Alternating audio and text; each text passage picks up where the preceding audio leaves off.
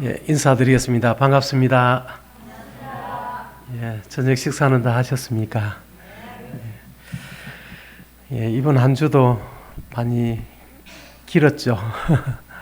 예, 우리가 태어나서 또 이렇게 하루하루를 살아간다는 게 희망도 있지만은 또 현실은 그렇게 녹록하지 않고 참 많이 힘듭니다. 이번 한 주도 많이 수고하셨습니다. 오늘 저녁에는 어저께는 그 하나님이 살아 계시다 하는 것을 여러 면으로 이 증거들을 통해서 이렇게 살펴봤습니다. 오늘 저녁에도 앞부분은 어제 이어서 하나님이 살아 계셨구나 하는 것을 우리 마음에 하나님은 고백되어지기를 원하고 있습니다. 우리가 이렇게 태어나서 지금까지 살아오면서 이게 지식이 점점 이렇게 자라가고 또 모르던 것을 알아가고 그렇게 많이 하셨지 않습니까? 그 가운데서 저도 이 23살 때에 23살까지는 하나님을 의식하지도 않고 하나님을 무시하고 하나님이 없는 것처럼 이렇게 살았는데 23살 때에 하나님을 이렇게 만나게 됐습니다. 하나님이 살아 계셨구나 이걸 알게 됐습니다. 그러면서 제 이제 삶이 이제 바꿔지기 시작했는데 제가 하나님을 알기 전에는 이 세상에 내가 왜 이 세상에 이 고달픈 삶을 왜 굳이 그렇게 죽을 때까지 이렇게 살아가야 되는지 그 해답을 찾지를 못해서 차라리 그렇게 고생을 하면서 살다가 마지막은 다 죽음으로 다 이게 끝이 나는데 그 죽음을 향해서 가는 그 길을 굳이 그 고생을 하면서 끝까지 굳이 그 과정을 밟아야 될 필요가 뭐 있나 이런 생각을 하면서 제 마음에 그 과정을 생략하는 그 사람이 지혜로운 사람이다. 왜 그 과정을 뻔히 알면서도 그 어려운 과정을 끝까지 이렇게 고생을 하면서 이렇게 밟아가야 되느냐. 그걸 다 생략해버리고 바로 죽음으로 가는 그 사람이 진짜 현명한 사람이구나. 이런 이제 마음의 결론을 얻게 되면서 제가 이 자살이라는 것을 사실 제 마음에 결정을 하고 또 구체적인 그 장소라든지 방법이라든지 이런 것도 다 마음에 계획을 해놓고 그 날을 이제 기다리고 있었는데 그 날을 이미 제가 그렇게 결정했으면 그냥 하면 됐지만은 제가 그때 군에 제대하기 직전에 이제 그런 일이 있었거든요. 그래서 군에서 탈영을 해가지고 뭐 자살했다 이런 소리는 또 듣기 싫더라고요. 그래서 제 차례가 돌아오면 특박이라는 그 차례가 돌아오면 제가 그것을 실행하리라 이렇게 마음을 먹고 있는데 제 바로 위에 이제 이 고참이 저에게 그런 조언을 해줬습니다. 내가 성경을 이렇게 보니까 성경에는 사람이 죽음의 끝이 아니라고 기록되어 있고 지옥이 있다고 기록되어 있다. 그것을 한번 알아보고 그렇게 실행을 하는 게 어떻겠느냐. 그런 제의를 제가 듣고는 바로 교회를 가게 됐어요. 교회를 가서 이 성경을 이제 공부를 하게 됐는데 성경을 공부하면서 이 하나님을 만나게 됐습니다. 그래서 하나님을 만나고 나니까 내가 왜 이 고달픈 인생을 왜 살아야 되는지 그 이유를 이제 찾게 됐어요. 그래서 이제 자살이라는 것을 이제 포기하고 이제 나와 같은 이런 생각을 하는 사람들이 얼마나 많이 있을까 이런 생각을 하면서 이제 하나님이 살아 계시다는 이 사실을 이제 전해주는 이러한 그 사명을 가지고 내가 살아야 되겠다 이런 결론을 내리고 지금 제가 그렇게 살고 있습니다. 예. 오늘 저녁에도 이 하나님이 살아 계시다는 것을 내가 알게 되면 그것이 나에게 엄청난 일이 일어난다고 하는 겁니다. 하나님이 없다고 하면 지금 여러분이 옛날에 제가 그랬듯이 여러분들도 지금 내 뜻대로, 내 생각대로 내가 주인이 되고 내가 이 왕이 되어서 내 뜻대로 지금 살아가고 계시지 않습니까? 내가 나의 소원을 가지고 나의 꿈을 가지고 이렇게 살아가는데, 또 열심히 이렇게 살아가시는데, 그것이 하나님이 없으면 그렇게 사는 것이 아무 문제가 안 됩니다. 아무 문제가 안 되고 오히려 참 잘하는 것입니다. 그런데 하나님이 계시다는 것이 탁 이게 증명이 되면 그 순간 그렇게 살아가는 그 자체가 하나님 앞에 엄청난 죄가 된다고 하는 겁니다. 저는 그것이 죄라는 생각을 해본 적이 없었거든요. 그런데 하나님을 만나게 되니까 하나님, 제가 죄인입니다 하는 고백이 바로 나오는 겁니다. 왜냐하면 하나님은 이 천지 만물을 창조하신 만물의 주인이지 않습니까? 그분이 나를 만든 주인이라면 그 주인의 뜻을 따라서 살아가야 되지 않겠습니까? 그리고 그분이 주인이기 때문에 자기가 만든 만물을 다스리시는 왕입니다. 그래서 그분의 통치를 받아야 되거든요. 그런데 저는 하나님을 아예 인정도 하지 않았고 내 뜻을 가지고 내가 주인이 되어서 내가 왕이 되어서 내가 원하는 대로 이렇게 쭉 살아왔거든요. 그 하나님의 통치도 안 받고 하나님의 뜻도 무시하고 내 뜻대로 이렇게 살아온 것입니다. 그것이 하나님이 계시다는 것이 딱 확인이 되니까 하나님, 제가 잘못했습니다. 하나님, 제가 죄인입니다 하면서 바로 이게 회개가 일어났어요. 그러면서 내가 왜 이렇게 참 힘든 인생을 살아가는 그 이유를 이제 금방 알겠더라고요. 이 하나님이 나의 주인이고 그분이 나를 이 목적을 가지고 만드셨는데 그분을 외면하고 그분의 뜻을 무시하고 내 뜻대로 내가 주인이 되어서 내가 모든 삶의 짐을 내가 다 짊어지고 내가 주인이 되어서 모든 것을 내가 풀어가려고 하니까 능력도 없는 사람이 자기가 주인 노릇을 하려고 하니까 얼마나 힘들겠나, 그것이 이제 이해가 되는 겁니다. 아마 여기 앉아 계신 여러분 가운데 나는 정말 행복하다 이렇게 고백하실 수 있는 분이 몇 분이나 계실까 저는 의문이 되거든요. 정말 나는 행복합니다 라고 말하지만은 실제로는 근심도 있고 걱정도 있고, 어떤 분은 의사가 돼가지고 이제 돈을 많이 버니까 큰 집을 샀다는 겁니다. 집을 사고 그 사람들이 부러워하는 그 벤츠를 뭐 3억 이상 되는 벤츠를 탁 사가지고 타고 다니고 이렇게 하는데, 이분이 의사인데, 그런데 그분이 얼마나 이제 자기가 꿈꾸고 소원했던 이런 것이 현실로 막 이루어지니까 너무너무 좋은데 한 가지 걱정이 이제 탁 생겼는데, 그게 뭐냐면 내가 암이 걸려가지고 죽으면 어떻게 하나, 이 좋은 것들을 내가 버리고 죽음이 나한테 찾아오면 어떻게 하나, 이것 때문에 그분이 아주 심각한 우울증에 걸리게 됐다고 하는 겁니다. 그것도 아주 심각한 우울증. 그래서 몸무게가 쫙쫙 빠지고 이 내가 암에 걸리면 어떻게 하나 하는 이 두려움 때문에 사회생활을 하지 못할 정도로, 그 정도로 이 우울증이 심하게 이제 걸리더라고 하는 겁니다.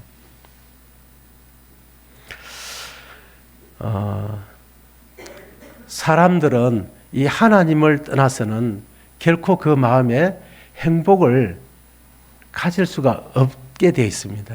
하나님이 만들 때에, 우리 인간을 만들 때에 하나님을 의지하도록 그렇게 만들어 놓으셨는데, 그 나의 주인 되신 그 하나님을 버리고 내가 주인 되어서 살아가는 그 자체가 이제 그 고통이 시작이 된다고 하는 겁니다. 그런 의미에서 제가 이 하나님이 살아계신 것을 여러분의 마음에, 하나님이 진짜 살아계셨네 라는 것을 진짜 깨닫게 되면, 그동안 내가 하나님의 뜻을 따르지 않고 하나님의 통치를 받지 않고 내 뜻대로 살아온 이 제가 바로 하나님 앞에 반역이구나 하는 것이 이 마음에 깨달아지는 것입니다. 그러면 진정한 이제 회개가 일어나게 되고, 그러면 하나님의 그 용서와 이 성령이 내 마음에 들어오시는 이제 이런 진정한 이제 구원이 거듭나는 이런 경험을 하게 되시거든요. 이번 복음 집회 때 그런 이제 경험들이 여기 참석하신 모든 분들에게 일어나기를 기도합니다.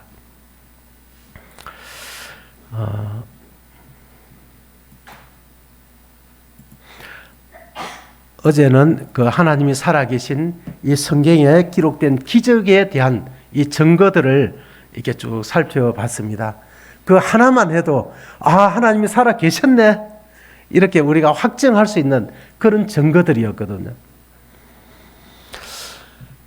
오늘은 특별히 하나님께서 그런 많은 증거들이 있음에도 불구하고 하나님께서 누구도 부정할 수 없는, 그냥 이 증거를 보고는 하나님이 바로 예수님이 바로 하나님이시구나 하는 것을 단번에 그냥 알아볼 수 있도록, 누구 그냥 그 나이 많으신 분이든지 나이가 어린 분이든지 또 머리가 뛰어난 분이든지 머리가 좀 지능이 낮은 분이든지 누구도 그냥 이게 들어보면 하나님이 바로 이 하나님이 계셨구나, 하나님이 바로 예수님이구나 하는 것을 믿을 수 있도록 이 증거를 하나님이 이렇게 주셨거든요. 그것을 제가 이 저녁에 말씀을 좀 드리려고 합니다. 예수님이 이 땅에 이제 오신 것은 AD 1년에, BC 1년에 이게 이 땅에 오셨습니다. 그래서 예수님이 우리가 사용하는 AD와 BC를 이 나누신 분이 예수님이십니다. 지금은 서기 2019년 11월, 오늘이 며칠이죠? 30일이죠. 2019년 11월 30일이 시작된 그 시점이 있죠. 그죠? 그것을 이제 BC 1년이라고 이제 AD BC, 그러니까 예수님이 태어나신 그 해를 BC 1년이라고 합니다. BC 1년. BC 1년이라고 하는데 그때로부터 지금이 2019년 11월 30일이 되었다 이런 뜻이거든요. 그것을 AD라고 얘기하고, 그 다음에 예수님이 태어나신 이전을 갖다가 BC라고 얘기합니다. 그래서 Before Christ 해서 예수님 이전, 그리고 AD는 아노 도미니 이렇게 해서 예수님 이후 이런 의미를 가지고 있거든요. 그래서 이 역사의 기준이 되신 분이 예수님이라고 하는 겁니다. 예수님이 오신 그 해를 기준으로 해서 AD와 이 BC로 이렇게 역사가 딱 나뉘어져 있는 것입니다. AD 33년이라고 하는 것은 예수님이 이 땅에 오신 지 33년이 되었다 이런 뜻인데, 예수님은 이 땅에서 하나님이 이 인간의 몸을 입고 이 땅에 오셨는데 이 땅에서 33년을 이렇게 사셨다고 하는 겁니다. 그러니까 예수님이 이 33년도에 33년이 됐을 때 이렇게 인간의 모든 죄를 예수님이 짊어지고 이 십자가에 달려서 우리의 속죄 제물이 되셨다고 하는 겁니다. 그 예수님이 속죄 제물이 되셨기 때문에, 죽었기 때문에 이 예수님을 내려서 이 무덤에 장사를 지냈는데 3일 만에 이 예수님이 부활을 하셨다고 하는 겁니다. 살아나셨어요. 죽음을 이기고 살아나셨는데, 살아나신 예수님이 40일 동안 살아나신 그 모습을 많은 사람들에게 이게 보여주셨어요. 예수님이 40일 동안 보여주셨다는 것도 굉장히 의미가 있거든요. 만약에 한 3일 정도 이렇게 보여주시고 성천을 하셨으면 그때 내가 뭘 잘못 봤나 이렇게 얘기할 수도 있는데, 40일 동안이나 보여줬기 때문에 이거는 이게 부정할 수가 없는 겁니다. 40일 동안. 그리고 예수님이 이제 성천을 하셨는데 그때가 바로 AD 33년이었다고 하는 겁니다.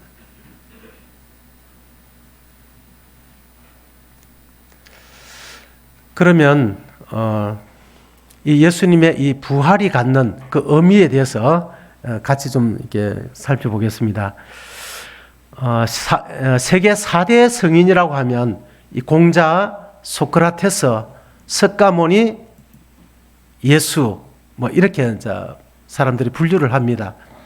4대 성인 공자, 소크라테스, 석가모니, 예수 이렇게 얘기를 하는데 여기 보면 하나님의 이제 법에 하나님의 법이 모든 사람에게 적용이 되는데 하나님은 죄의 삭은 사망이요라고 이렇게 말씀하셨습니다. 한번 따라해 주시면 감사하겠습니다. 죄의 삭은 사망이요. 예, 감사합니다. 예, 이 사망이 왜 사람들에게 오게 되었느냐? 왜 사람들이 죽게 될까요? 나이 많아서 늙어가지고 병이 들어서 죽죠. 병이 안 든 사람도 죽는다고 하는 겁니다. 병이 안 드는 사람이 왜 죽을까요? 이 의사는 이 몸을 연구를 해보니까 이 세포는 계속 반복해서 이게 재생되는 그런 능력을 몸이 가지고 있다는 거예요. 그냥. 그런데 사람이 죽어요. 왜냐하면 이 사망이 오는 이유는 이 죄의 삭선, 이 죄 때문에 그렇게 죽음이 오게 됐다고 하는 겁니다. 이 죄가 없다면 이 죽음이 없는 것입니다. 그래서 천국에 들어가면 죄가 없기 때문에 죽음이 없거든요. 예, 죽음이 없습니다. 그러면 이 공자나 소크라테스, 석가모니, 예수님 이 네 분이 다 성인이라고 얘기하는데 이분들이 다 죽었어요. 죽었다는 것은 무엇을 말하죠? 이분들이 죄인들이다 이게 말하는 거죠. 그죠? 죄가 있기 때문에 죽은 겁니다. 그런데 이 공자는 자신의 죄 때문에 죽었어요. 소크라테스도 자신의 죄 때문에 죽었습니다. 석가모니도 자신의 죄 때문에 죽었어요. 그런데 예수님은 자신의 죄가 없다는 것을 그 예수님을 재판했던 빌라도라는 총독이 이 사람을 아무리 재판을 하고 이 조사를 해봐도 이 죄가 없는 거예요. 그냥 죄가 없는데 백성들은 그 예수님을 죽여달라고 하니까 이 세수대에 물을 좀 오라 해가지고 사람들이 보는 앞에서 이 손을 씻었습니다. 이 손을 씻었다는 것은 나는 이 사람을 죽인 죄에 대해서 나는 책임 못 지겠다.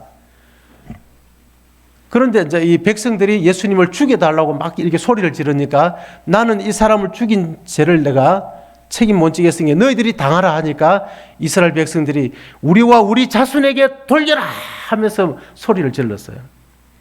그래서 이 빌라도는 자기가 아무리 재판해봐도 죄가 없는 예수님이 죄가 없다는 것을 알았지만은 그 무리를 만족시켜주기 위해서 자기 양심을 속이고 그 사형 은도를 하게 됐다고 이게 기록이 되어 있습니다. 그래서 이 예수님은 죄를 지은 적이 없는데 예수님이 죽었어요. 왜 죽었느냐? 아까 여기 보니까 인간의 죄를 예수님이 자기가 대신 짊어지고 자신의 죄가 아니라 인간의 우리의 죄를 짊어지고 예수님이 죽으셨던 것이었습니다. 그래서 이 네 분이 4대 성인이라고 하는 이 네 분이 다 죽었는데 한 가지 이제 차이가 있는 게 있어요. 이 공자도 지금 이 무덤이 있습니다. 이 소크라테스도 무덤이 있고 석가모니도 무덤이 있는데요. 이분들의 무덤은 하나씩 있지만 석가모니의 무덤은 8개가 있어요. 8개가. 왜냐? 이 석가모니는 죽었을 때 이게 화장을 했습니다. 화장을 했는데 그 몸에 사리가 나왔어요. 그래서 사리를 8군데로 나누어 가지고 무덤을 8군데로 만들었다고 하는 겁니다. 그런데 이 예수님은 이 무덤에 이렇게 장사 지냈는데 예수님의 무덤은 3일 만에 예수님이 부활했기 때문에 지금도 이스라엘에 가면 예수님 무덤이 있는데 그 무덤은 비어 있다고 하는 거예요. 그냥. 지금까지 이 땅에 태어난 사람들이 죽었다가 살아나신 분 혹시 본 분 계십니까? 죽었다가 살아나신 분. 성경에 많이 기록되어 있죠. 죽었다가 살아난 분. 나사로도 죽었다가 살아났죠. 그런데 죽었다가 잠시 또 깨어났다가 그분들이 계속 살아있는 게 아니고 다시 또 죽었다고 하는 겁니다. 그래서 참된 부활이라고 하는 것은 죽음을 이기고 영원히 죽지 않는 몸으로 살아난 사람, 이것을 이제 부활이라고 하거든요. 그래서 잠시 살아났다가 다시 죽은 것은 진정한 부활이 아니라고 하는 겁니다. 이 예수님은 부활을 하셨는데 잠시 살아났다가 다시 또 죽어가 무덤에 묻힌 게 아니라 죽음을 영원히 멸해버리고 죽음을 정복해버리고 죽지 않는 몸으로, 신령한 몸으로 부활하셨다고 하는 겁니다. 그래서 이 예수님이 지금은 성천하셔서 하나님 보좌 우편에 앉아 계시는데, 이 사건을 통해서 이 예수님이 바로 하나님이다 하는 것을 이 성경은 미리 예언을 해 놓으셨다고 하는 겁니다.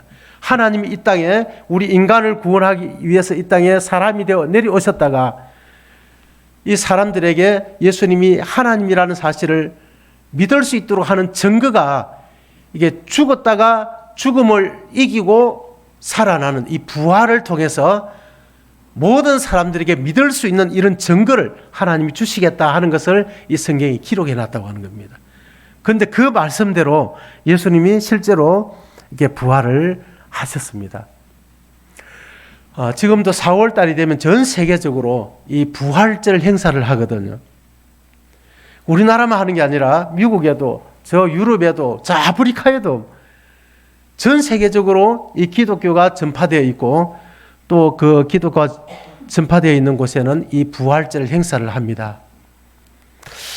그래서 많은 사람들이 이 부활을, 예수님의 부활을 인정을 이제 하고 있는데, 이 예수님을, 이 부활을 인정한다는 것은 예수님을 하나님으로 인정한다는 얘기가 되거든요. 그래서 이 기독교를 싫어하는 사람은 예수님의 이 부활 사건을, 이 부활 사건을 이 부활이 아닌 것으로 이게 확인하려고, 이 부활이라는 증거가 없다는 것을 확인하려고 많이 이렇게 시도를 했거든요. 부활은 거짓이다, 이것을 증명하려고 많이 시도를 했지만은 이 부활을 부활에 대한 증거가 또 너무 많기 때문에 이 부활을, 그렇게 많은 시도가 있었지만 이 부활을 결코 부정할 수가 없다고 하는 겁니다. 이 스티브 쿠마라는 이제 그 뉴질랜드의 유명한 그 변증가가 있는데, 이분이 이런 얘기를 했습니다.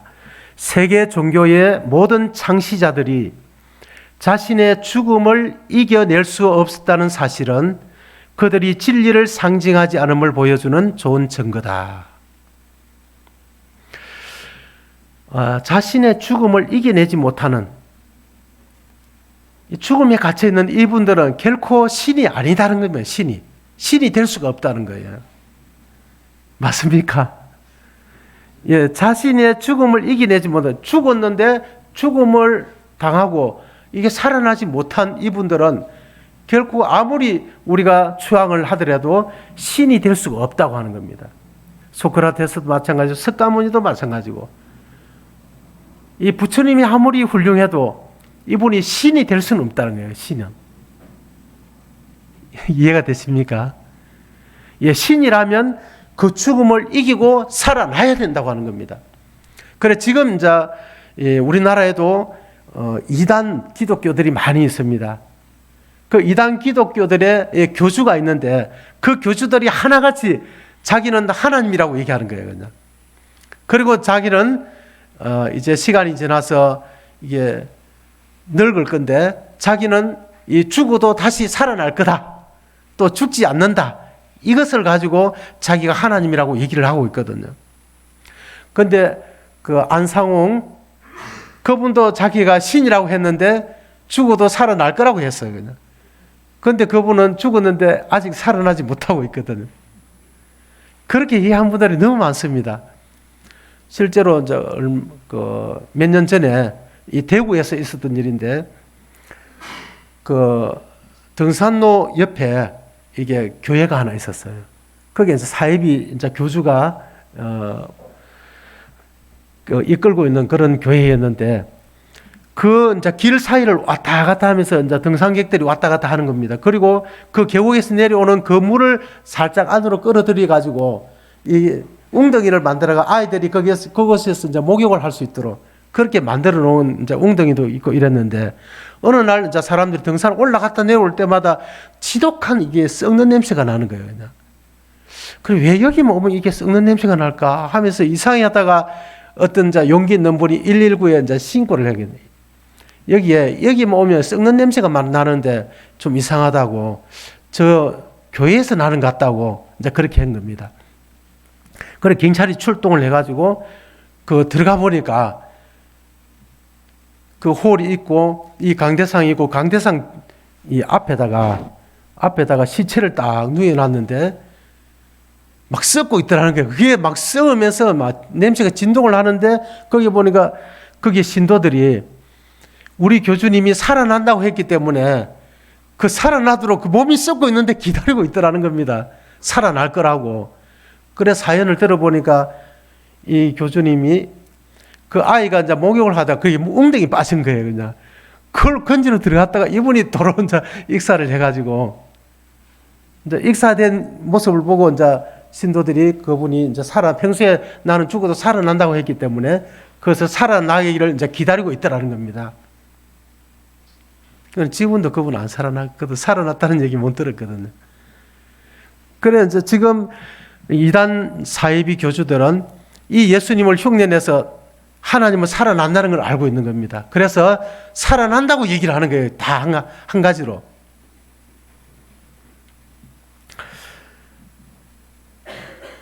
그러나 이게 살아나는 것은 하나님만이 할 수 있다는 것을 이렇게 말할 수 있습니다.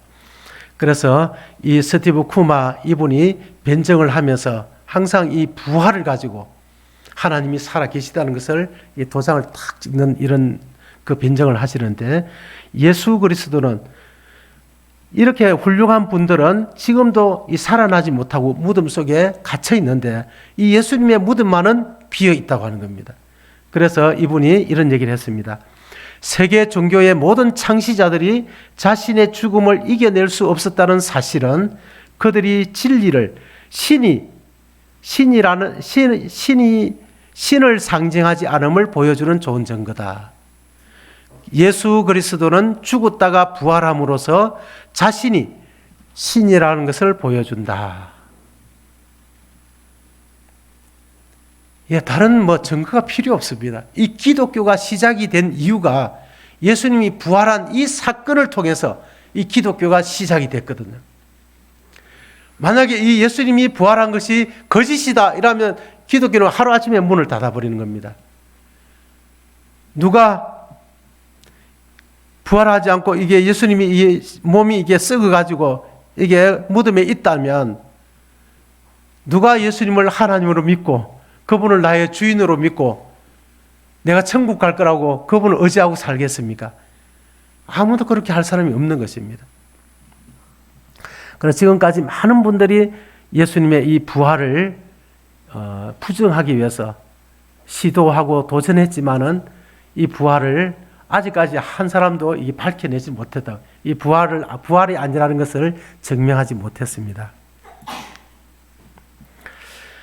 이 부활은 예수님의 능력을 이렇게 보게 하는 증거인데요. 이 예수님이 이 무덤에 들어가 있었는데 3일 만에 이렇게 이 신령한 몸으로 이렇게 탁 살아나가지고 이 제자들 앞에 나타난 것입니다.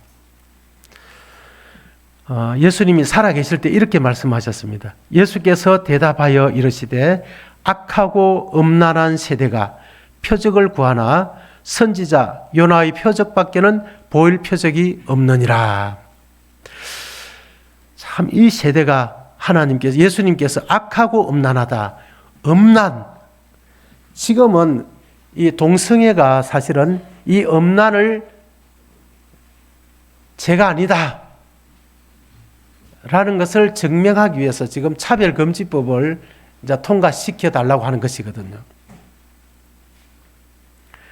이 음란은 어디에서 왔느냐? 결국은 여기 뭐라고 하냐면 악하고 음란한 시대.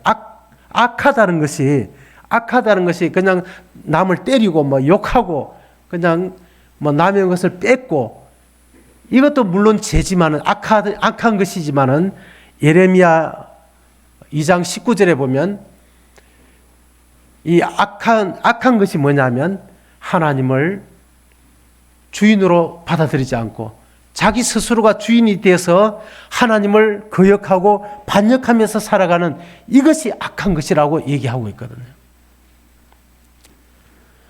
이 세대가 사실 하나님을 거역하고 주인 대신 그 하나님을 거역하고 버리고 자기가 스스로 왕이 되고 주인이 되어서 자기 뜻대로 그냥 하나님을 반역하면서 살아가는 그런 세대라고 하는 겁니다. 그 세대가 추구하는 것이 바로 음란이라고 하는 거예요. 음란. 지금 온 세상이 지금 음란의 그 소굴로 이렇게 들어가고 있는 것처럼 느껴집니다. 이 휴대폰도 보면 어린 아이들까지 음란 동영상을 막 시청을 하고 어른으로부터 아이들까지 그냥 막 하여튼 음란에 그냥 완전히 이렇게 지배를 당하고 있다고 하는 겁니다. 이런 세대에 이 사람들이 표적을 구한다고 하는 겁니다. 표적을 구하나 선지자 요나의 표적밖에는 보일 표적이 없느니라. 요나가 밤낮 사흘 동안 큰 물고기 뱃속에 있었던 것 같이 인자도 밤낮 사흘 동안 땅속에 있으리라. 이 예수님이 많은 표적, 기적을 보여줬지만은 사람들이 안 믿는 것입니다. 그냥. 왜? 그 하나님을 믿게 되면 내가 주인 노릇을 못하니까 내 뜻대로 살아야 되는데 하나님을 믿으면 내 뜻대로 못 살 것 같거든요.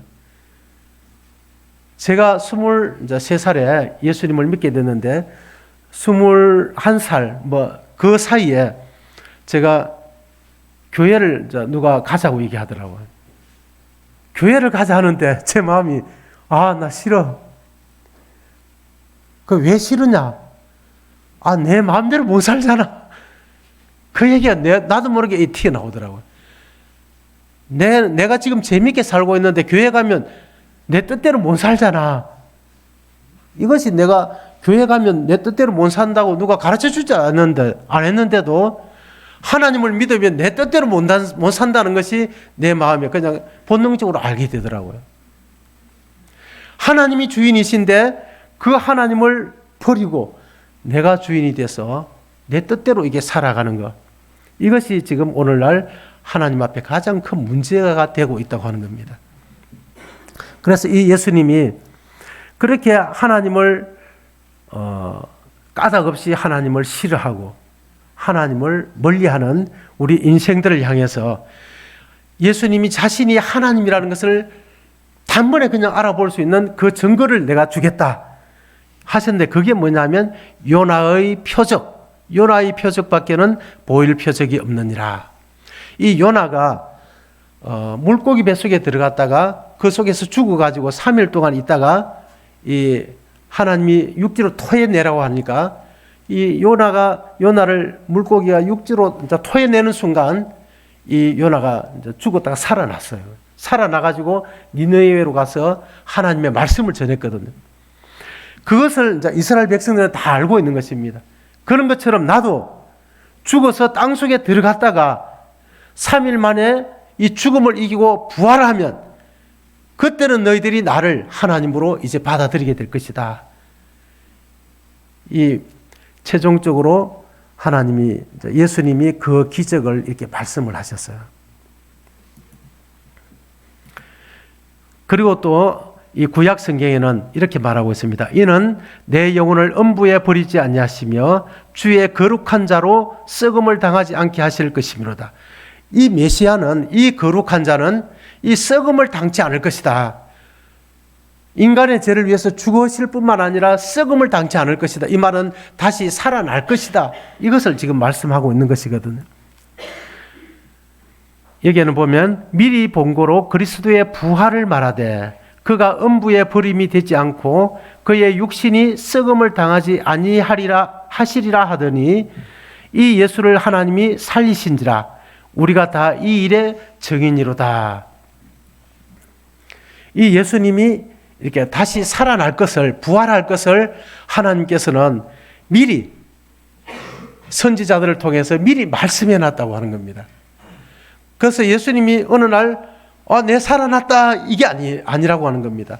미리 예언이 되어 있었고 그 예언을 따라서 예수님이 이게 능력으로 이제 부활을 하셔서 예수님이 진짜 내가 하나님이다 하는 것을 모든 사람이 믿을 수 있도록 이렇게 증거로 우리에게 주신 것이었습니다. 그래서 이 부활은 예수님이 누구인가를 우리가 알아볼 수 있도록 우리에게 그 영안을 열어주는 것인데요. 이 예수님의 무덤에 이 천사가 나타나서 이 두 여자가 예수님의 그 시체에, 썩어가는 그 시체에 이 향유를 이제 부어서 썩는 냄새를 이제 방지해 주기 위해서 그 향유를 준비했다가 그것을 부어 드리려고 왔는데 이 무덤 문이 열려가 있고 이 천사가 나타나서 여자들에게 예수님이 부활했다, 그것을 얘기해 준 것입니다. 그래 보니까 실제 이게 세마포로 예수님을 시체를 쌌던 이 옷만 이렇게 그 시체 놓였던 자리에 있고 예수님이 없었어요. 그냥. 이 로마서에 보면 이렇게 말하고 있습니다. 같이 좀 읽어주시면 감사하겠습니다. 시작. 성결의 영으로는 죽은 자들 가운데서 부활하사 능력으로 하나님의 아들로 선포되셨으니 곧 우리 주 예수 그리스도시니라. 이 예수님은 이 부활을 통해서 자신이 누구인가를 이렇게 나타내셨는데 이 성결의 영으로는 이렇게 했는데 이 성결의 영이라고 하는 것은 예수님의 신성을 이렇게 말하고 있는 것입니다. 예수님은 완전한 인간을, 제 손을 한번 보시면 손등이 보이시죠? 그 손바닥이 있죠? 이게 하나입니까? 두 개입니까? 하나죠. 그 예수님이 우리가 볼 때는 이 인간의 몸을 입고 있는 것은 예수님이 인성을 가졌다고 하는 인성, 완전한 사람이 되셨다고 하는 겁니다. 이 하나님은 이 죽을 수가 없지 않습니까?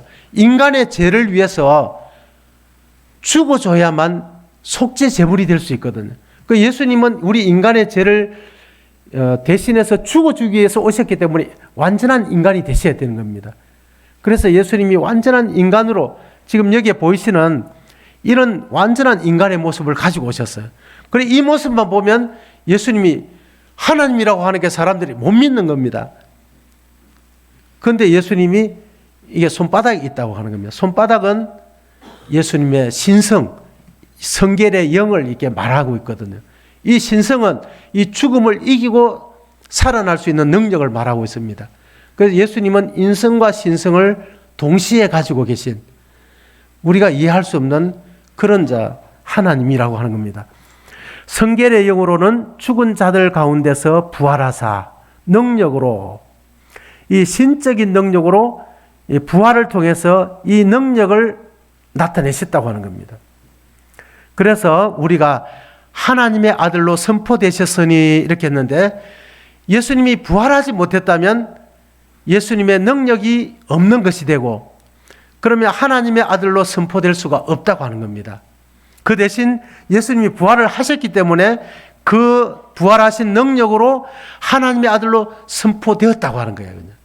하나님의 아들이다라고 하는 것은 그 유대인 사회에서 아버지와 동등하다 이런 의미를 가지고 있습니다.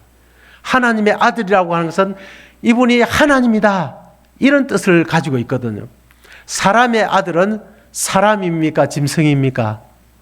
사람이잖아, 그죠? 그런 의미에서 예수님을 하나님의 아들이라고 말한 것이거든요. 그 성부, 성자, 성령 이 삼위일체 하나님이라고 들어보셨죠? 이 동등하다고 하는 겁니다. 동등. 그 예수님이 바로 이 부활하신 그 능력으로 바로 하나님으로 선포되셨다, 확정되셨다 이런 뜻입니다. 그래서 이분이 바로 예수님이 주 예수 그리스도라고 하는 겁니다. 이 주라고 하는 것은 예수님이 만물의 주인이다, 만물의 주권자다, 소유주다 하는 그런 의미를 가지고 있습니다. 온 만물의 주인이 바로 이 예수님이다 하는 것입니다. 그리고 예수라는 뜻은 이름을 예수라 하라. 이는 그가 자기 백성을 그들의 죄에서 구원할 자이심이라. 그 예수라는 이름은 구원자라는 뜻입니다. 구원자, 구주라는 뜻이죠. 예수님은 주인이고 구주고 그리스도라고 하는 것은 메시아라는 뜻인데, 이것은 기름 부음 받은 자라는 뜻을 가지고 있습니다. 이 기름을 이제 붓는다는 것은 하나님의 권위를 위임받는 것을 말하고 있거든요. 그래서 이게 기름을 부었던 사람은 구약에 보면 그 제사장들, 그리고 선지자들, 그 다음에 왕들, 이에게만 이렇게 기름을 부었다고 하는 겁니다. 그 예수님이 그리스도라고 하는 것은 기름 부음 받은 자라고 하는 것인데, 특별히 이 신약에 와서 지금 그리스도라고 하는 것은 예수님이 왕이다, 왕으로 기름을 부어 받았다, 이런 뜻입니다. 이것은 주 예수 그리스도는 그냥 인사말로 놓는 앞에 붙이는 그런 얘기가 아니고, 이 예수님은 나의 주인이고 나의 구주고 나의 왕입니다 라는 것을 고백하는 단어거든요. 예수님이 부활 안 했다면 누가 예수님을 나의 주인으로, 나의 구주로, 나의 왕으로 믿을 수가 있겠습니까? 그 예수님이 부활하셨기 때문에 이 사실을 우리가 받아들일 수가 있다고 하는 겁니다. 무슨 말인지 이해가 되십니까? 예.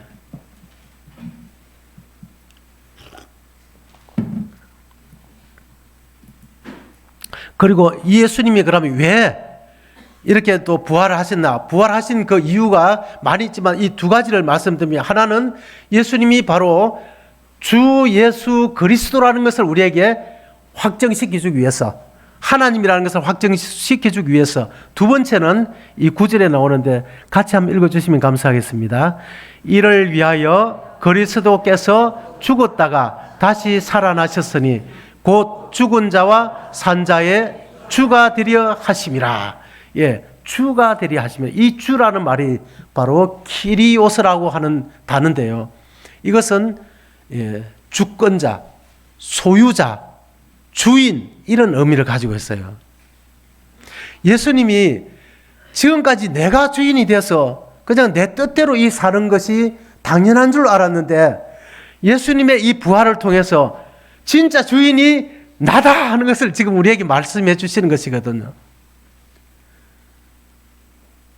이 예수님이 바로 내가 너희들의 주인이 되어주기 위해서 내가 이 땅에 왔고, 너희들의 죄를, 인간의 죄를 내가 대속했고, 부활해서 이제 내가 너희들의 진정한 주인이 되어주기를 원한다고 하는 것입니다. 그래서 예수님을 나의 주인으로 마음에 영접한 사람은 그때부터 진짜 주인이 나의 모든 삶의 필요가 되신, 천지 만물을 창조하신 그 하나님이 나의 주인이 되시니까 어떤 변화가 일어나겠습니까? 이제 모든 무거운 짐들이 그 주인에게 옮겨가는 이 놀라운 역사가 일어나는 거예요. 그냥 저도 이 예수님을 주인으로 딱 믿고 나니까 나의 모든 무거운 짐들이, 제가 다 짊어지고 밤에 잠도 못 자고 끙끙 앓고 막 이렇게 했는데, 이제 진짜 나의 주인을 딱 찾고 나니까 이 짐을 나의 주인 대신 주님에게, 주님이 나의 주인인 줄 내가 몰랐습니다. 이제 예수님이 나의 주인이 되어 부활을 통해서 나의 주인이라는 것을 알려주시고 나의 주인이 되어주셔서 너무 감사합니다. 이제 이 짐을 나의 주인 대신 주님께 제가 맡겨드립니다. 주님이 해결해 주십시오. 그랬는데 그날 밤에 제가 잠이 너무너무 잘 왔어요. 그 고민 때문에 잠을 못 자고 밤새도록 뒤척거리고 막 이렇게 하던 저였는데, 이 사실을 받아들이고 나니까, 예수님을 나의 주인으로 믿고 나니까 그 주인께 딱 맡기고 누웠는데 눈을 떠보니까 아침이라. 아침. 와, 기적이 일어났어요. 주님 정말 감사합니다. 주님이 저의 주인이 되어주셔서 정말 감사합니다. 그렇게 내 마음에 그때 이제 행복을 찾게 된 겁니다. 그리고 마음의 안식을 얻게 되었거든요. 이 예수님은 우리 인간을 사랑하는 마음으로 창조하셨는데, 인간이 하나님을 떠나서 하나님을 버리고 자기 스스로 주인이 되어서 수고하고 무거운 짐을 지고 고통 가운데 살아가는 이 모습을 보니까 너무 불쌍해서 우리를 구원하기 위해서 그 하나님이 자신의 그 영광을 벗어버리고 이 피조물의 그 모습으로 낮아지셔서 이 땅에 우리를 구원하러 오신 것이었습니다. 이걸 사람들이 지금 모르고 있는 것입니다. 부활은 모든 사람이 믿을 만한 이 증거로 하나님께서 우리에게 주신 것이었습니다. 이 사도행전 17장에 보면 이런 말씀이 있습니다. 이는 정하신 사람으로 하여금 천하를 공의로 심판할 날을 작정하시고, 이 하나님께서는 천하를 공의로, 하나님의 심판은 절대 억울함이 없습니다. 하나님은 의로우신 재판장이시거든요. 아무도 억울하게 재판하지 않아요. 그냥 사람은 진짜 그 재판을 해놓고 무고한 사람을 그냥 그 사람을 죽였다고 살인범으로 이게 무기징역을 이렇게 살게 하다가 어느 날 진짜 범인이 나타나가지고 그 사람이 30년, 40년 감옥살이 하다 나왔는데 보니까 늙었어요. 그냥. 그 인생을 누가 어떻게 보상을 해줄 것입니까? 이런 억울함이 많지만 하나님은 절대 그런 억울하게 심판하지 않거든요. 우리의 마음까지 다 알고 계시기 때문에 이 하나님은 공의로 심판을 하는데 심판할 날을 작정하시고 이에 그를 죽은 자 가운데서 살리신 것으로 모든 사람에게, 여기 보면 이는 정하신 사람으로 이렇게 했는데 이 정하신 사람이 바로 예수 그리스도를 말하고 있습니다. 이 예수님을 통해서 천하를 공의로 심판할 날을 작정하셨다고 하는 겁니다. 이에 그를 죽은 자 가운데서 살리신 것으로 모든 사람에게 믿을 만한 증거를 주셨음이니라 하니라. 이 하나님은 우리로 하여금 심판을 하실 때에 하나님 저는 몰랐습니다. 몰라서 못 믿었습니다. 이런 말을 하지 못하도록, 아무도 핑계할 수 없도록 충분한 증거들을 하나님이 주셨다고 하는 겁니다. 오늘 이 시간에도 여러분을 하나님은 사랑하시기 때문에 여기에 계신 여러분 한 분 한 분이 정말 회개하고 예수님을 믿고 예수님을 주인으로 이제 믿기를 이제 원하는 그런 이제 마음으로 여러분들을 이곳으로 이제 초청을 하신 것입니다. 여러분의 마음에 하나님이 눈에 보이지도 않고 하나님이 뭐 말로서 이렇게 말해주는 것도 아니고 어떻게 하나님을 믿지? 이런 의문을 가질 수 있는데요. 이 예수님의 부활을 통해서 그 모든 마음의 의심이나 이런 의문들을 순간적으로 이게 단숨에 이게 잠재워버리고, 하나님이 바로 이 예수님이 하나님이구나.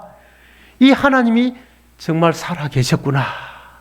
이렇게 믿을 수 있도록 이렇게 하나님이 우리에게 증거로 이게 주셨는데요. 사람들은 하나님을 믿는 것은 그냥 없는 것을 있다 치고 그냥 믿는 것처럼 그냥 무조건 믿으면 돼. 뭐 이렇게 이제 전도를 하기도 하고 이제 그렇게 생각하기도 하는데요. 이 기독교만큼 분명하고 확실한 증거를 가지고 하나님을 믿으라고 하는 그런 종교가 없습니다. 대부분의 종교들은 사실 굉장히 두리뭉실합니다. 두리뭉실. 근데 이 성경을 읽어보면 이 노아가 몇 세에 이게 노아가 홍수가 일어났고 홍수가 며칠 동안 있었고 또 그 홍수 때 배가 어떻게 만들어졌고 그 배가 며칠 날 그 아라라산에 머물렀고 하여튼 너무 정확하게 기록이 되어 있는 것입니다. 이 사실을 이제 기록한 것이기 때문에 그렇거든요. 이 하나님을 믿는 것은 사실을 우리가 받아들이는 것이지 그냥 없는 것을 있다 치고 이렇게 믿는 것이 결코 아니라고 하는 것입니다. 여기에 보면 이는 정하신 사람으로 하여금 천하를 공의로 심판할 날을 작정하시고 이에 그를 죽은 자 가운데서 다시 살리신 것으로 모든 사람에게 믿을 만한 무엇을 주셨다 했죠? 예, 증거를 주셨다. 그것이 바로 예수님의 이 부활이라고 하는 것입니다. 이 부활을 만약에 여기 앉아 계신 분 가운데 이 부활이 거짓이라고 증명할 수 있는 그 증거가 있다면 이 하나님을 안 믿어도 괜찮습니다. 그러나 그것을 증명할 수 있는 그것이 없다면 여러분이 하나님을 믿지 않는 것은 아주 큰 악이라고 하는 것입니다. 폴 리틀이라는 사람이 이렇게 말했습니다. 신성에 대한 자신의 주장이 진짜임을 보증하는 예수의 최고의 신원 증명은 죽은 자 가운데서 다시 살아난 그의 부활이다. 맞습니까? 예, 같이 한번 읽어보시면 감사하겠습니다. 시작. 신성에 대한 자신의 주장이 진짜임을 보증하는 예수의 최고의 신원 증명은 죽은 자 가운데서 다시 살아난 그의 부활이다. 예, 요한복음을 한번 찾아보겠습니다. 요한복음 2장 22절 여기에 보면 또 놀라운 기록이 하나 있는데요.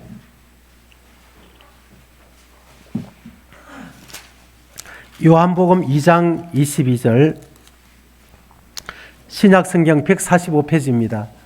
145페이지 요한복음 2장 22절 찾았으면 같이 좀 읽어주시면 감사하겠습니다. 시작. 죽은 자 가운데서 살아나신 후에야 제자들이 이 말씀하신 것을 기억하고 성경과 예수께서 하신 말씀을 믿었더라. 그러면 이 제자들은 예수님을 따라다니면서도 못 믿었다는 말입니까? 이 성경을 보면 못 믿었다는 말이에요. 그런데 예수님이 부활한 이 사건을 딱 보고 나니까 성경도 믿어지고 예수님도 믿어지고 예수님이 하신 말씀도 다 믿어져 버리더라고 하는 겁니다. 예수님이 부활 안 했다면 이 제자들은 다 흩어져 가지고 고기 잡으러 가고 다 흩어졌을 거예요. 그런데 예수님이 딱 부활을 하니까 예수님이 진짜 하나님이네. 그러니까 이 사도들, 이 제자들의 그 삶이 예수님이 부활하시고 난 이후에 성령이 강림하시고 이 제자들의 삶이 180도로 바뀌어져 버립니다. 그 예수님이 십자가에 끌려가서 잡히가 십자가에 처형당할 때에 이 제자들이 무서워가지고 전부 다 도망을 가버렸거든요. 왜냐하면 예수님의 그 제패에는 유대인의 왕이라고 이게 붙어 있었습니다. 그것은 반역자라는 거예요. 반역자. 예수님은 반역자로 처형을 당했어요. 종교적으로는 심판을 2번 받았는데 종교적인 재판은 신성모독, 자기가 하나님이라고 했다. 이게 대한 이제 재판이었고, 이 종교 재판으로서는 예수님을 사형시킬 수가 없었습니다. 그래서 이것을 다시 정치 재판으로 넘겼어요. 그러니까 빌라도가 재판을 해보니까 이게 왕이라고 하니까 이 반역자다 이렇게 해가지고 반역자로 처형을 이렇게 했는데, 그때 이제 이 제자들은 예수님이 반역자이기 때문에 그 제자들도 같은 반역자가 되는 거죠. 잡히다 보면 죽는 거예요, 그냥. 그러니까 죽음을 자기의 이 생명 때문에 죽음이 무서워서 다 도망을 갔거든요. 그런데 예수님이 부활하시고 성령이 강림하시고 난 이후에는 예수님이 하나님이라는 사실을 딱 확인하고 나서는 이 죽음이 이제 무섭지 않는 겁니다. 이 하나님이 자기의 주인이거든요. 그럼 우리가 죽으면 저 세상에도 하나님이 다스리시고 이 세상도 하나님이 다스리는 나라잖아요. 그러니까 하나님께는 모든 사람이 살아있는 겁니다. 죽음이라는 것은 우리 몸에 있는 영혼이 육체와 분리돼서 이 몸을 빠져나와서 저 세상으로 옮겨가는 것이거든요. 그 없어지는 게 아닙니다, 결코. 그래서 이 사도들은 내가 죽으면 저 세상에 있는 주님에게로 가는 건데 이 죽음이 하나도 안 무서운 거예요, 그냥. 그래서 이 베드로는 이 십자가의 처형을 이제 당하게 됐는데, 나는 나의 하나님과 같은 모양으로 죽을 자격이 없다. 나를 거꾸로 매달아라. 이렇게 해가지고 죽음 앞에서 그렇게 담대할 수가 어디 있습니까? 죽음 앞에서는 아이고 살릴 수 있었네, 잘못했습니다, 이렇게 목숨을 부지하려고 안간힘을 쓰는데, 이 베드로는 이제 죽음이 무섭지 않는 겁니다, 사도들이.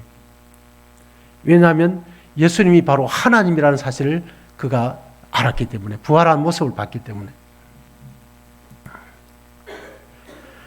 이 부활하신 예수 그리스도는 만물의 주제라고 하는 겁니다. 이 천지 만물을 만드신, 그리고 이 한 은하계 속에 우리 지구가 이제 이게 태양계가 있자면 있고, 그 태양계 속에 이제 지구가 있거든요. 그 지구 속에 내가 살고 있는데 여러분 어디에 있을 것 같습니까? 예, 점이라도 찍을 수 있겠습니까? 이 지구도 여기에 점을 못 찍는데, 이 김해 씨가 사천 씨보다는 큽니다. 너무 뻐기지 마십시오. 여기에 김해 씨 어디 찾아볼 수 있겠습니까? 그 속에서 나는 진짜 아무것도 아닙니다. 이런 인간을 하나님은 하나님의 형상대로, 행상과 모양대로 만드셔서 우리를 사랑의 대상으로 지으셨기 때문에 우리를 존귀하게 보신다는 겁니다. 우리가 존귀한 자들이 아니에요. 그런데 하나님이 우리를 존귀하게 보시고 우리를 구원하시기를 하나님이 원하신다고 하는 겁니다. 그래서 하나님은 이 부활의 이 증거를 통해서 누구라도 하나님을 믿을 수 있도록 이렇게 우리에게 은혜를 베푸셨습니다. 사도행전 17장 24절에서 25절에 보면, 우주와 그 가운데 있는 만물을 지으신 하나님께서는 천지의 주제시니, 주제라고 하는 것은 바로 이 주권자를 말하고 있습니다. 주인, 소유자, 자기가 만들었으니까 주인이죠, 그죠? 주제시니 손으로 지은 전에 계시지 아니하시고, 또 무엇이 부족한 것처럼 사람의 손으로 섬김을 받으시는 것이 아니니. 교회 넣으라 하면 그냥 교회 가져오라는 걸로 이제 착각을 하는 분도 계셔요. 그냥 교회 나오라 하면 나는 교회 가서 바칠 것이 없는데요, 그렇게 얘기하는 분도 계시고, 이 교회 나오라는 것은 돈 가져오라는 소리가 아닙니다.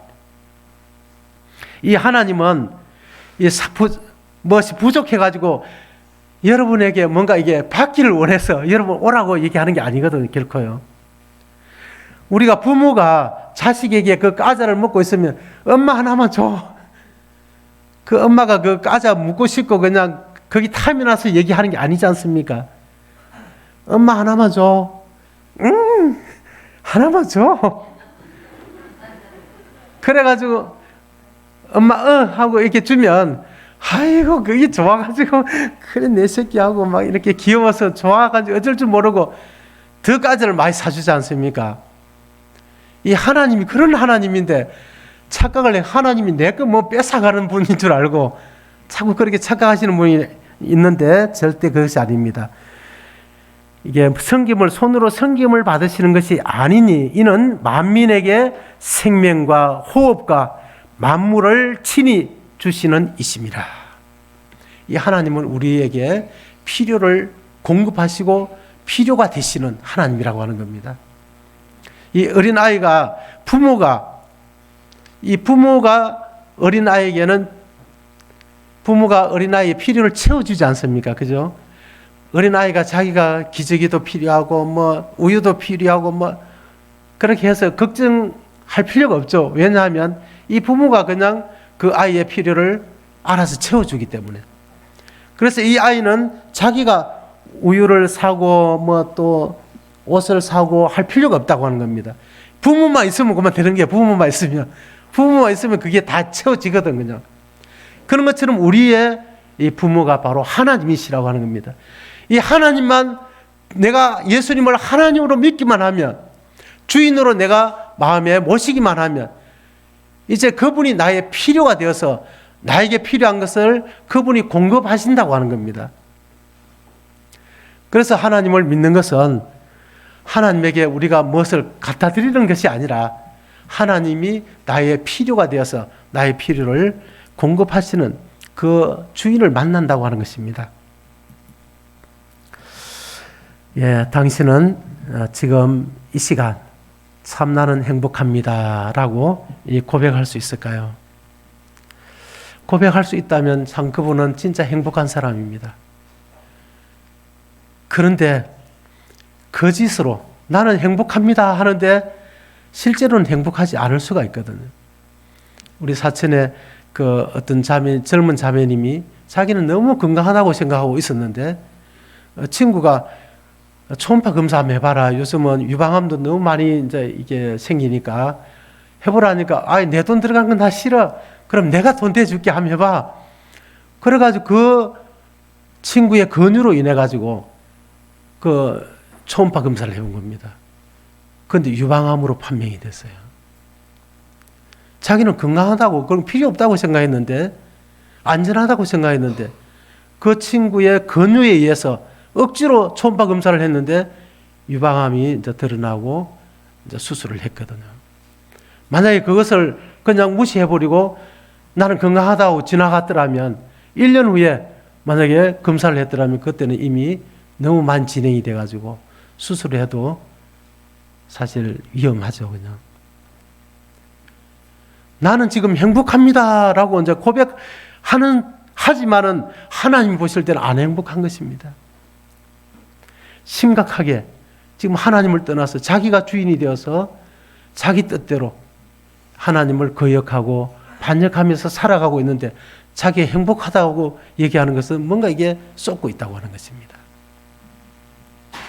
여기에 보면 이게 둘째 아들이 이제 집을 나갔다가 이게 돌아오니까 아버지가 이렇게 반갑게 맞아주는 이제 모습인데요. 이 아들이 아버지 집을 떠났습니다. 이 누가복음 15장에 보면 이제 그 얘기가 나오는데 집을 떠났는데 이 아들이 아버지 집을 떠난 이유가 있어요. 그냥 이 아버지에게 나에게 돌아올 상속, 이 형하고 두 사람이 있었는데 형하고 나하고 아버지가 나눠줄 그 상속을 미리 좀 제 몫을 미리 좀 챙겨주십시오. 그렇게 해서 아버지를 졸라서 그 상속을 받아가지고 이제 아버지 집을 떠난 것입니다. 떠났는데 이 아들이 아버지 집을 떠난 이유는 자기 뜻대로 살고 싶어서 이 아버지 집을 떠났거든요. 이 아들은 이제 내 뜻대로 내가 주인이 되고 내가 왕이 되어서 내 마음대로 내 꿈을 펼치는 것이 진정한 자유고 행복이라고 생각했습니다. 그런데 시간이 지나면서 점점 그것이 아니라는 것이 자꾸 드러나는 거예요. 이 아들은 진정한 행복은 이 아들이 아버지 집에 아버지의 권위 아래 있을 때에 그때가 참된 안식이 있고 행복이 있는 것이거든요. 그리고 우리 인간이 하나님을 떠나서 하나님의 간섭을 받지 않고 내 뜻대로 내가 이 사는 것이 자유고 행복인 것 같지만은 그 길이 바로 불행이고 지옥의 길이라고 하는 것입니다. 지금도 많은 사람들은 내 뜻대로 이렇게 살아가고 있지만은 그 길은 어둠의 길이고 절망의 길이고 저주의 길입니다. 고통의 길이거든요.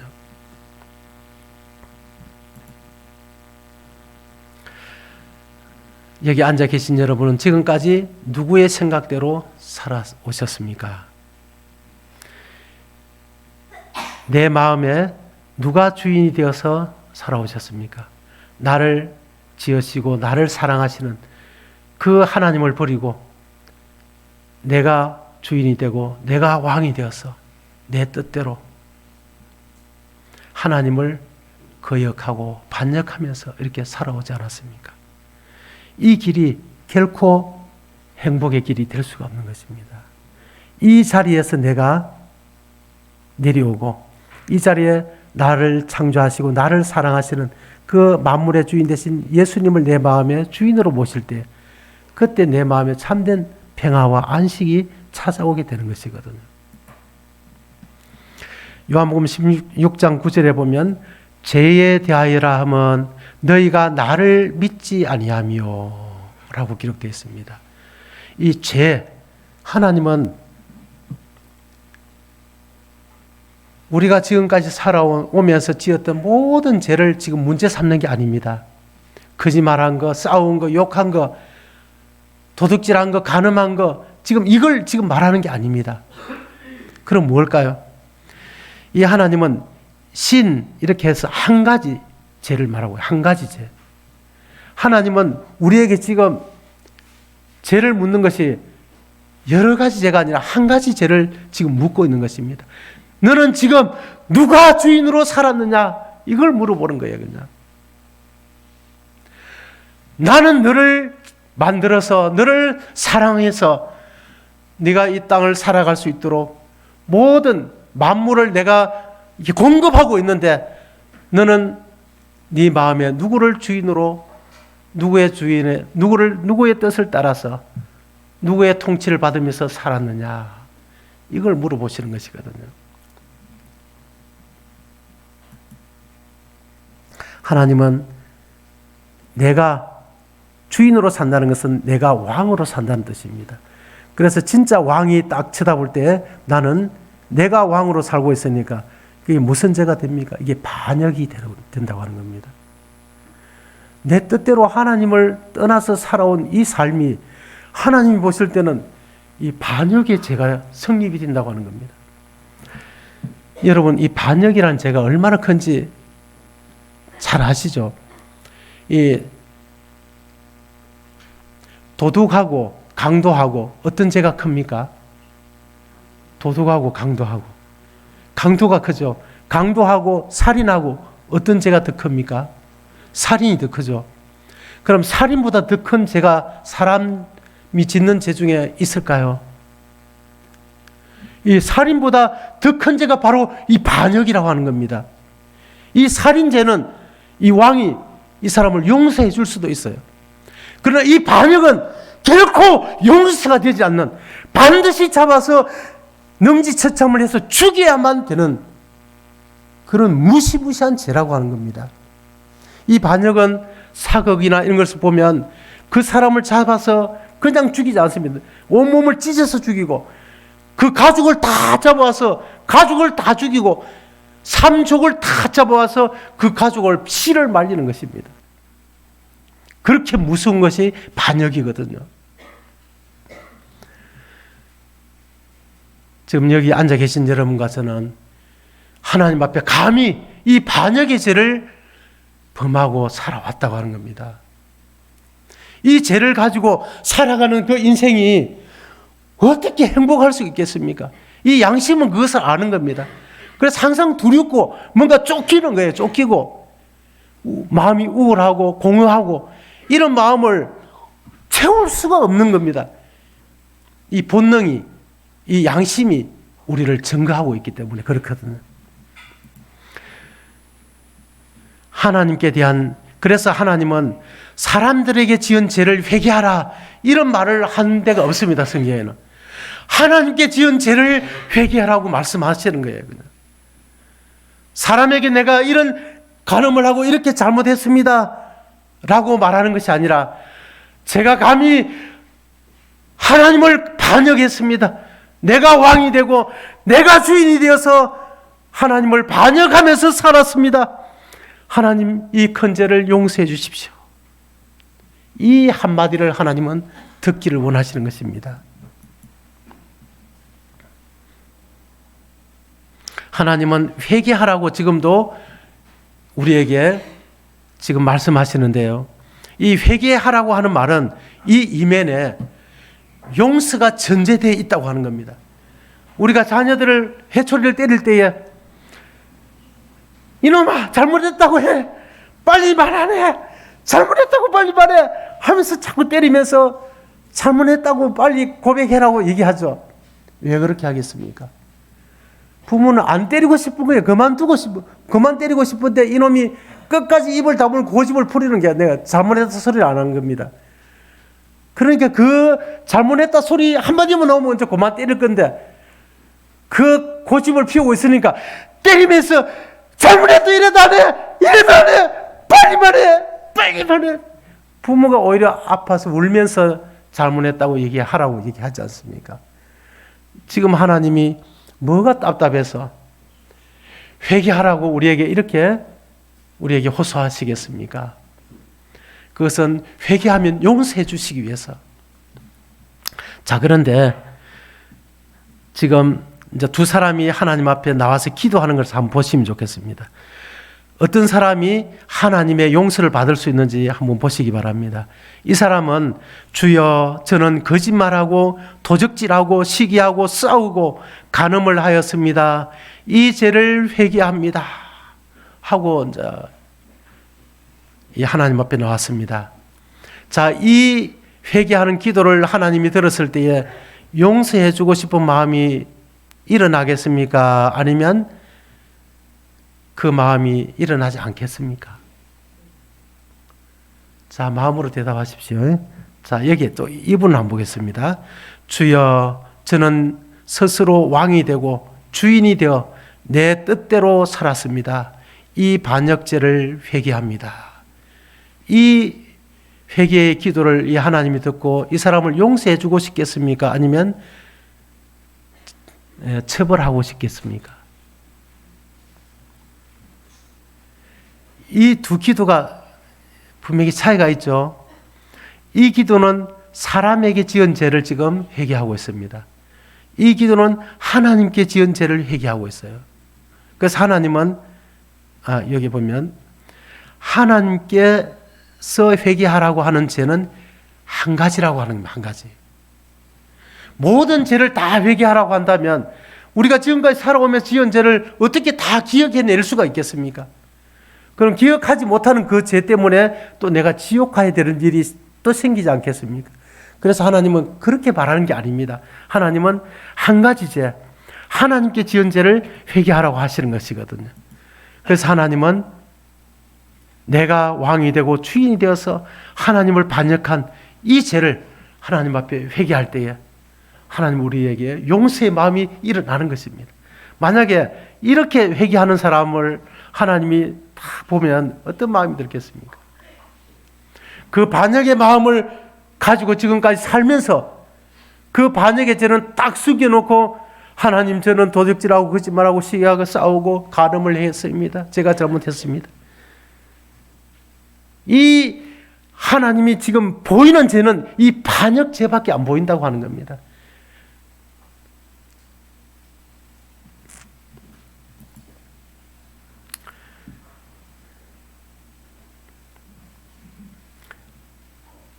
예, 하나님은 이 죄를 이 반역의 죄를 담당하기 위해서 오셨습니다. 여기에 보면 이 유대인의 왕 이렇게 성경에 보면 기록되어 있습니다. 이 죄패인데 이 사람이 무슨 죄를 지었는지 이 죄패를 붙이고 이 처형을 하거든요. 강도 같으면 강도, 살인. 이 왕이라고 했다는 것은 반역자라는 뜻입니다. 누가 반역을 행했습니까? 여기 앉아 계신 여러분과 제가 하나님을 반역했습니다. 그런데 그 죄를 누가 담당했습니까? 바로 이 예수님이 그 반역의 죄를 예수님이 짊어지고 죄의 삭선 사망이라 그 죄의 대가로 죽임을 예수님이 이 속죄 제물로 죽임을 당하신 것입니다. 그가 찔림은 우리의 허물 때문이요. 이 허물이라고 하는 것이 바로 이 반역이라는 뜻입니다. 그가 찔림은 우리의 반역 때문이요. 그가 상함은 우리의 죄악 때문이라. 이 우리라고 하는 것은 많은 사람을 가리키지 않습니까? 그래서 이 내가 포함이 됐을 때 우리거든요. 여기 앉아 계신 여러분과 제가 이게 포함이 된다고 하는 겁니다. 그가 찔림은 예수님이 이 찔림은 나의 반역 때문이요. 예수님이 상함은 나의 죄악 때문이라. 이 예수님이 십자가에서 나의 죄를 담당하셨다고 하는 겁니다. 베드로전서 2장 24절에는 친히 나무에 달려 그 몸으로 우리 죄를 담당하셨으니 이 우리도 복수입니다. 내가 포함이 되어 있는 거예요. 그 몸으로 내 죄를 담당하셨으니 담당했다는 것은 내가 책임졌다. 내가 짊어졌다. 이런 뜻입니다. 예수님이 여기 앉아 계신 여러분의 그 죄를 여러분이 예수님을 알기도 전에 예수님은 여러분을 먼저 아시고 여러분의 죄를 예수님이 친히 짊어지고 그 죄값을 지불하셨다고 하는 겁니다. 예수님의 죽음으로 그 죄값을 지불 완료하셨습니다. 이는 우리로 죄에 대하여 죽고 의에 대하여 살게 하심이라. 그 몸으로 우리 죄를 담당하셨으면, 여러분의 죄를 예수님이 이 십자가에 담당하셨으면, 그러면 이 죄가 해결됐습니까? 죄가 남아있습니까? 그렇죠. 이 사실을 지금 이게 복음이라고 하는 것입니다. 복음. 이게 기쁜 소식이라고 하는 거예요. 그냥. 나는 한 것이 없는데 이것이 또 하나님의 은혜입니다. 지금 이것을 지금 복음 집회라고 해야죠. 복음. 이게 이제 복음이라고 하는 거예요.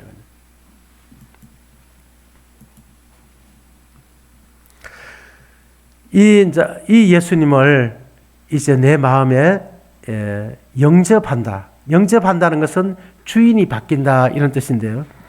지금까지는 이 예수님을 내가 믿지 않고 내가 주인이 되어서 내 뜻대로 이렇게 살았습니다. 그런데 이제는 내 죄를 위해서 십자가에서 내 죄값을 갚아주시고 부활하신 그 예수님을 이제 내 마음의 주인으로 내가 믿겠습니다 라고 고백하는 것이 영접하는 것이거든요. 이제 예수님이 내 죄를 위해서 죽으시고 부활하신 예수님을 내 마음에 이제 주인으로 내 마음에 모시겠습니다 라고 고백할 때에 예수님이 여러분의 마음에 들어오시는 것입니다.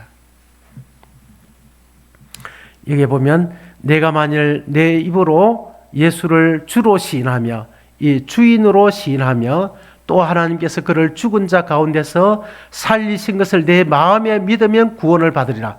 이 말은 내 죄를 위해서 죽으시고 부활하신 예수님을 나의 주인으로 믿으면 구원을 받는다, 이렇게 말씀하신 겁니다.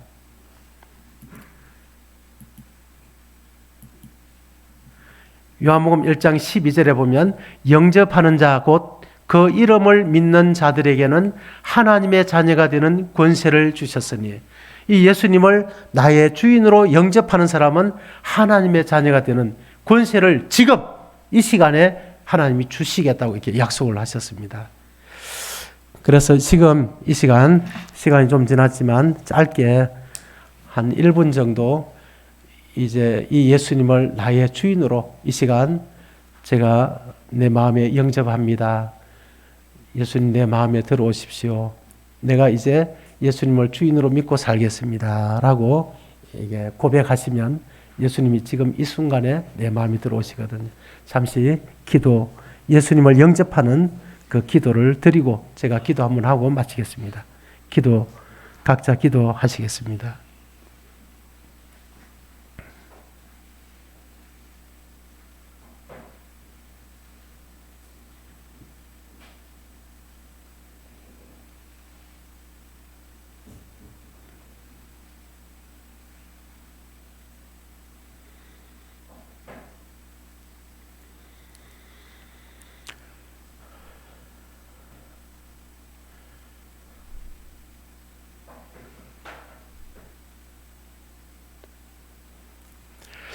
부활하신 주님, 참으로 감사드립니다.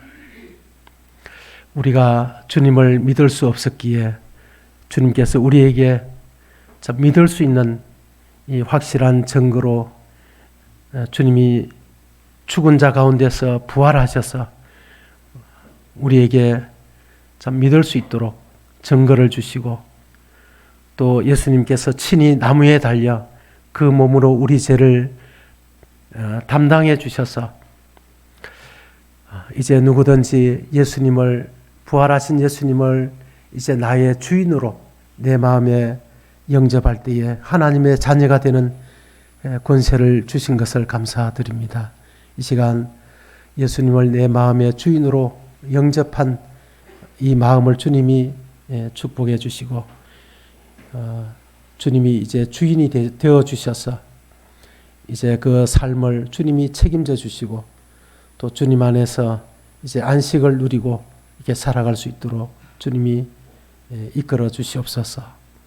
아직까지 좀 예수님을 주인으로 믿지 못한 이러한 마음을 주님 또 기억해 주셔서 내일 이어지는 이 집회를 통해서 예수님을 주인으로 영접할 수 있도록 주님 은혜를 계속해서 베풀어 주시옵소서.